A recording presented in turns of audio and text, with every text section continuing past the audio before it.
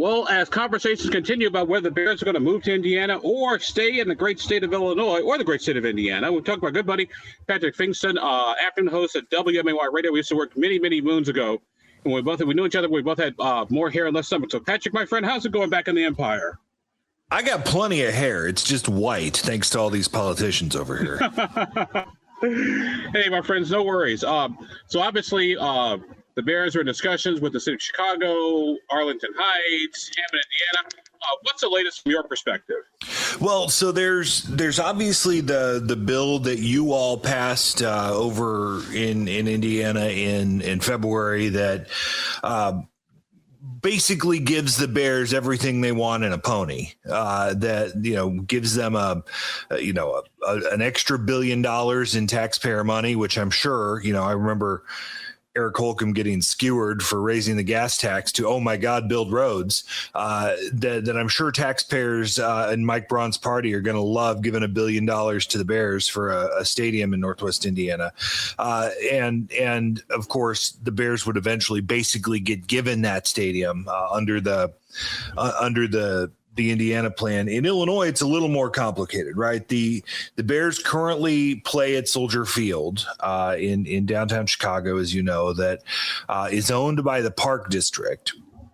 So the Bears essentially lease Soldier Field and have very little to do with the governance of it, even though they were basically the ones who convinced the state to spend, hundreds of millions of dollars 20 plus years ago to renovate the stadium when they put the spaceship on top of it, as folks would know.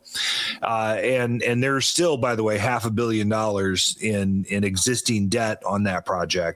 That's still 25 years old. So the Bears 4 years ago or whatever bought this old former Arlington Park racetrack site out in Arlington Heights, about 30 miles west of the city. Think north end of Carmel, think Westfield, that sort of thing for Indy folks.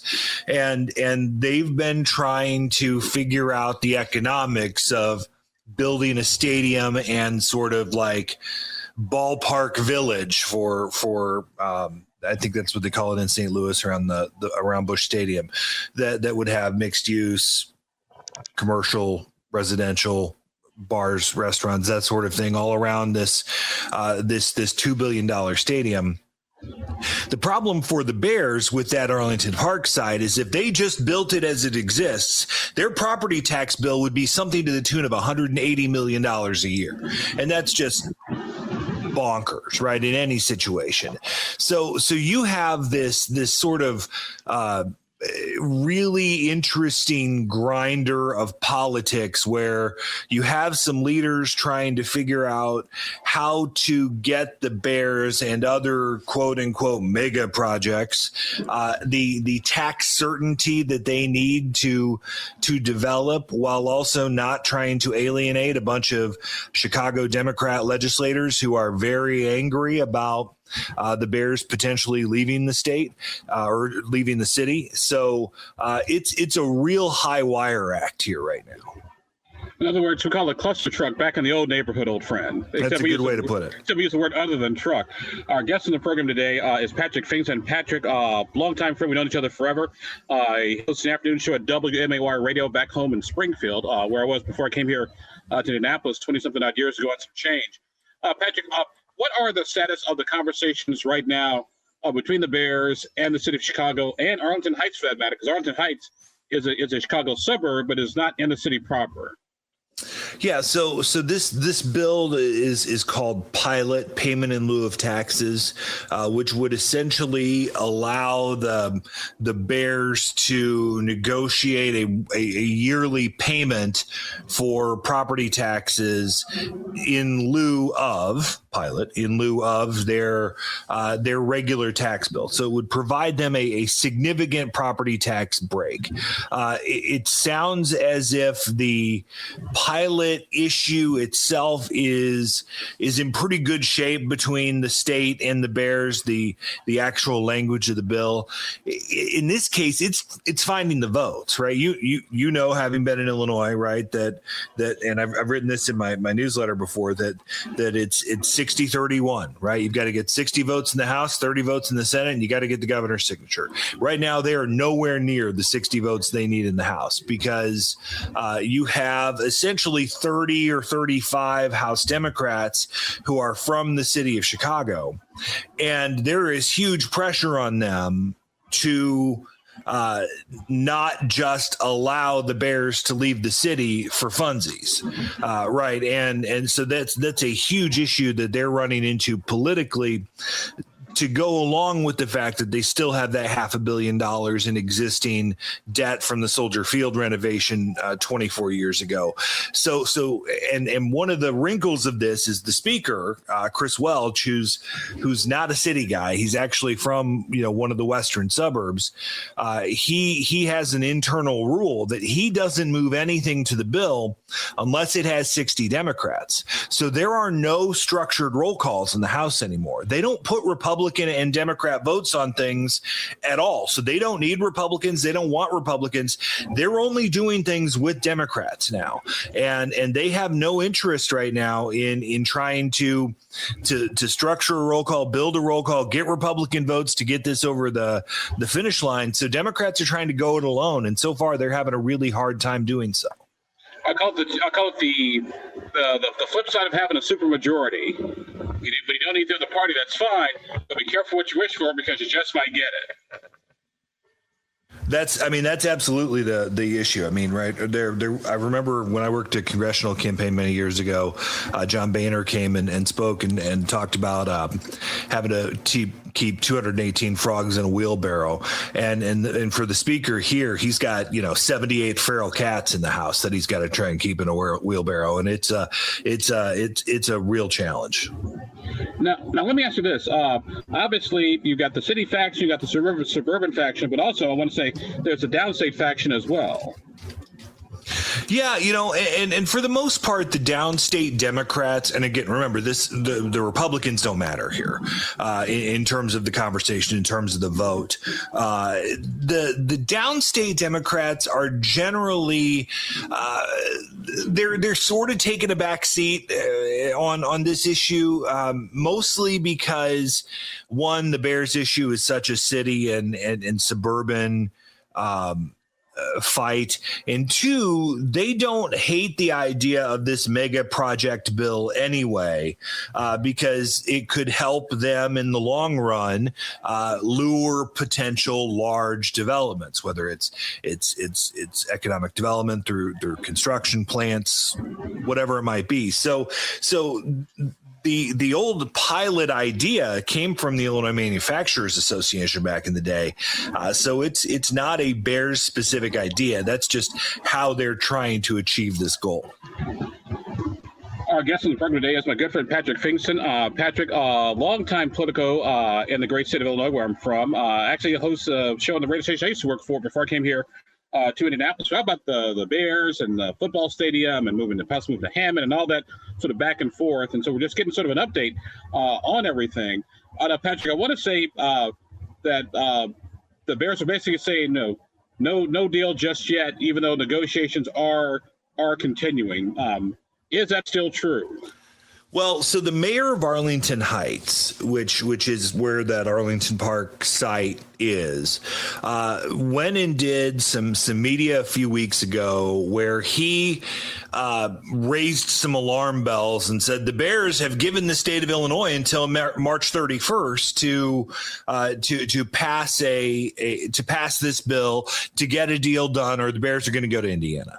Well, I talked to the House sponsor, a guy named Cam Buckner, who's from the city of Chicago, actually represents the current Soldier Field site, former University of Illinois football player. So a guy that understands the football business and the Soldier Field situation and is one of the speaker's most trusted members. And he said, we've heard no such thing from the Bears. And I don't know if you saw this interview that Kevin Warren did, the Bears president and CEO, he was down at the winter meetings in Phoenix, where it's like 150 degrees, wiping sweat off of his face, doing an outdoor interview in the afternoon.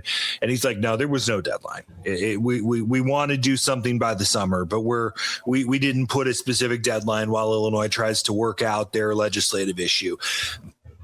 Patrick's opinion here. Okay. So this is not at all sourced.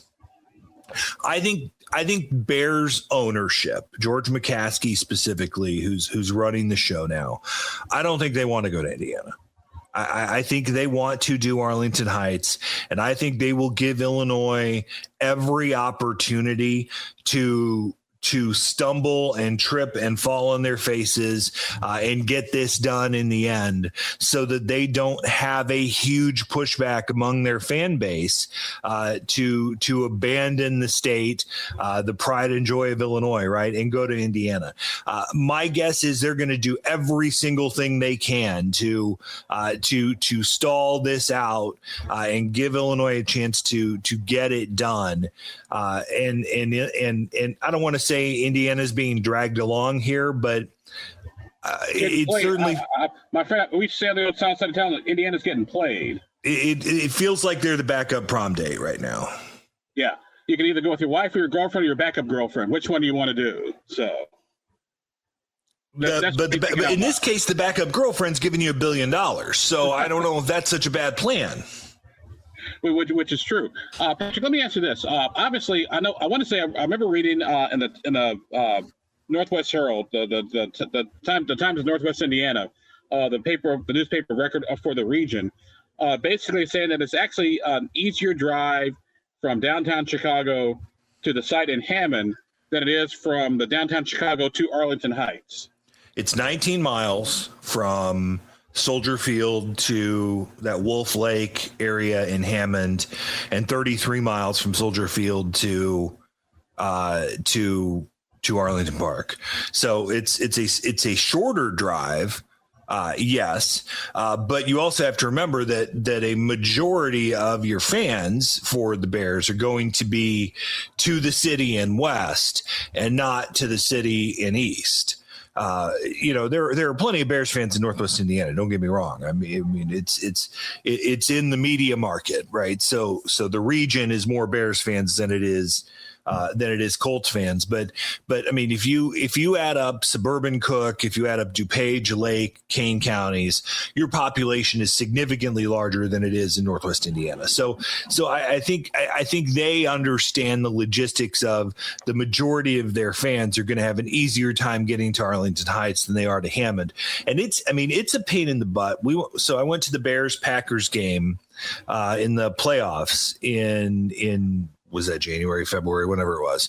And the drive from the northwest suburbs into Soldier Field took us an hour and 40 minutes, right? It was insane, right? Can you imagine on a game day Sunday trying to get from Naperville, which is going to take you an hour and a half or 2 hours on a good day, and then add another 20 miles to get to Indiana? I mean, you're pushing your fan base away at that point. I mean, the logistics of this don't make a ton of sense. And it's funny you bring that up because I was having a conversation with someone the other day down here in Indiana. He asked Abdul, how long does it take to get from the old football stadium to the new football stadium? It's like, well, that depends. Are you talking miles or are you talking time? Because they're two totally different things. Because something could easily be 10 miles away, but also when look at Chicago traffic and the Eisenhower and the Hillside Strangler, it's easily an hour's drive. So You could get from Lucas Oil Stadium to downtown Louisville in the time that it would take you to get from Naperville to this Hammond site. I mean, it's that sort of time versus distance equation there. Patrick Finkston, our guest on the program today. Patrick is a longtime Politico in the great state of Illinois. Used to live here in Indiana for a while. We've known each other for years. Actually, we used to work the same radio station, but at different times back in Springfield. And so we're talking today about sort of getting an update on the possible Bears, Hammond, Arlington Heights, Chicago, Soldier Field, I mean, you name it, football stadium issue. Patrick, let me ask you, what do regular people think about all this? outside of our political bubbles that we sort of live and work and play in. Well, it's interesting because I think the governor's narrative over here has been a little misguided, even though his policy, I think, has been generally right. And I say this as someone who does not come from the same political cloth as J.B. Pritzker in any way, shape, fashion, or form. But he has said for the longest time, right, that there will be no state dollars spent on a stadium, no taxpayer dollars spent on a new stadium. But the issue is that the Bears never asked for taxpayer dollars for a stadium. So he's kind of misleading the public a little bit in that regard. The other issues, I think, make perfect sense from the governor's position, right? We're not going to use taxpayer dollars on a stadium.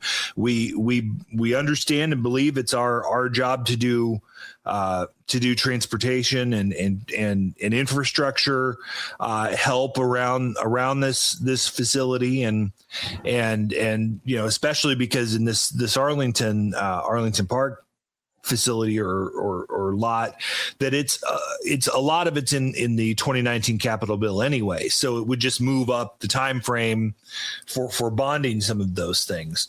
And then of course there's the debt issue from the 2002 renovation at Soldier Field that needs to be addressed. I think the public generally understands that, right? That I don't think there's an attitude among taxpayers in this state for a state that's already cash strapped to go spend any dollars on building some suburban domed stadium that's going to get you 9 Bears games and a Taylor Swift concert, right? That doesn't come across to normal people as a good use of taxpayer dollars. The issue here is that the sports radio discourse here has really clouded things, that those Chicago sports talk guys that are pretending to be experts in the legislative process when they couldn't find a committee room at the Capitol or Springfield from, a hole in the ground. They don't know anything about how this actually works, but they're just echoing the Bears' internal talking points that the state is dragging its feet, that they're not getting their act together, that Pritzker's holding them back, that the state is to blame for what could be the Bears' action of picking up and leaving to go to another state. It would be what the Bears do. It wouldn't be what the state of Illinois did. It would be what the Bears do. And that's I think that's sort of what's clouded this discussion a little bit is you kind of have everybody, you have sort of this political tribalistic side, and then you have the sports talk side that's gotten fans riled up, and then there's of course the city people who would be mad that the Bears would leave the city. So it's a real political jumbled mess right now. Our guest on the program today is our good friend Patrick Fingston. Patrick writes the Illinois News column, newsletter, kind of like the Any Politics and cheat sheet of the great state of Illinois. Patrick and I have kind of known each other for a while, and so he's covers the sort of the Bears from a political, economic perspective in Illinois, just like we cover football here, even though Patrick is much more sports literate than I could possibly ever be. So Patrick, let me ask you, has this all this talk about a new Bears stadium maybe kind of sort of, the Bulls, the Chicago Cubs, the Blackhawks, the White Sox, which I'm a long-suffering Chicago White Sox fan. Thank you guys very much for losing your first game. Has this sort of gotten other folks say, hey, we want a stadium too? Because you know how this goes. So the Bulls and the Blackhawks play at the United Center, as you will know, which is about 30 years old, but it's still one of the best arenas in the country. It's in incredibly good shape. They've already got a property tax deal. Don't ask me to read you in on that from 30 years ago because I don't understand it very well. But and the Cubs, of course, renovated Wrigley Field 10 years ago or so. They've got a pretty decent tax deal. The White Sox want something I don't know what it is. There is probably even less incentive for a White Sox bailout than there would be for a Bears bailout at this point. But there is movement toward a new White Sox stadium at some point, which I mean, you've probably been to what was U.S. Cellular Field, then Guaranteed Rate Field, now Rate Field, or whatever the heck it is. I call it Comiskey. I call it Comiskey. Comiscular. I would not go down to Guaranteed U.S. Cellular, whatever the hell that crap is. Which is not. I mean, it's not a bad ballpark. It's just not a good ballpark, and it's So I don't know that people are magically going to start showing up to White Sox games in a new stadium if the team still stinks. So I don't know that there's a lot of goodwill for the White Sox right now. But yes, there is a push out there for the White Sox to do something. They're talking about this, something closer to downtown right now. But I don't think you're going to see a lot of state help for it. Now, obviously, my friends, we get ready to wind down our conversation here.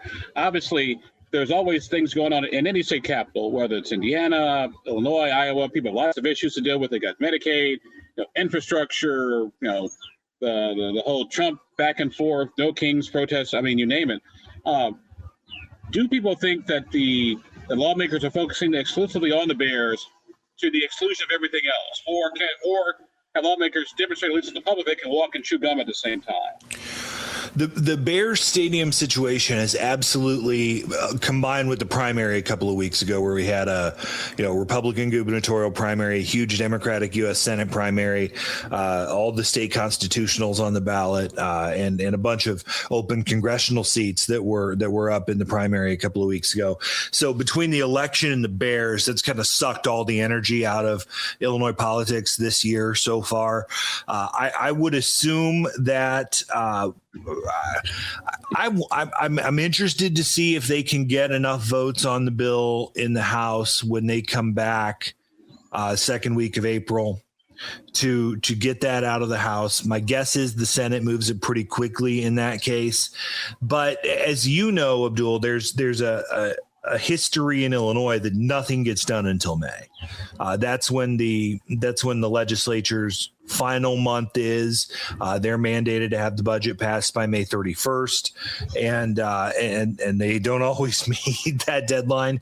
And as you know, the final couple of days in the legislature in Illinois can be an absolute clown show. So I think there's going to be a push to get this put to bed before all the regular end of session stuff has to happen, especially budget wise, because we're already looking at a potentially $2 billion deficit with the economy teetering on the edge of going to hell in a hula hoop. So I think that there's going to be a lot of consternation about the state budget come May. So my guess is if they're smart, they're going to try and get this across the line before then. Illinois just had a primary. Obviously, every state house seat is up, all 118 seats. I want to say the Senate's up as well. Did anybody in the Chicago area win or lose because of the Bears football stadium? Or is it still too early to tell? No. The Bears had almost no influence on the primary.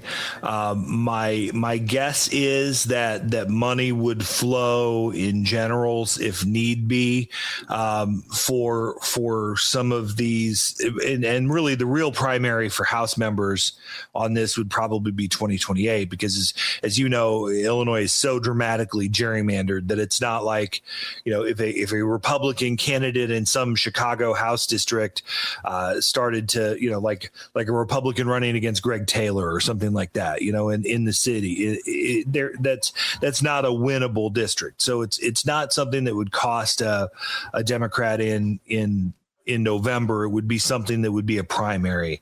And you had one House Democrat, one Senate, one House Republican that lost their primary, and the Bears played no role in that.